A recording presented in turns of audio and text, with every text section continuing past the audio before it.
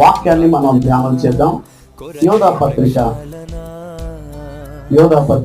1వ అధ్యాయము 20వ వచనాన్ని మనం చూస్తే, ప్రియులారా, మీరు విశ్వసించు అతి పరిశుద్ధమైన దాన్ని మీద మిమ్మల్ని మీరు కట్టుకోవచ్చు, పరిశుద్ధాత్మలో ప్రార్థన చేయొచ్చు, నిత్య జీవార్థమైన మన ప్రభువును యేసుక్రీస్తు కనికరము కొరకు కనిపెట్టచ్చు, దేవుని ప్రేమలో నిలుచున్నట్లు కాచుకుని ఉండుడి.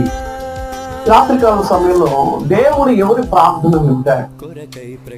ఏ రీతిగా మనము ప్రార్థన చేస్తే దేవుడు వింటాడో ఈ రాత్రికాల సమయంలో కొన్ని విషయాలు మనం ధ్యానం చేద్దాం. చాలా సందర్భాలు మనం ప్రార్థన చేసినప్పుడు కొన్నిసార్లు ప్రార్థనకు జవాబు రాబోయేసరికి ఏందా దేవుడు నా ప్రార్థన ఆలకించలేదా అని మనం బాధపడతాం. కొన్ని సందర్భాలు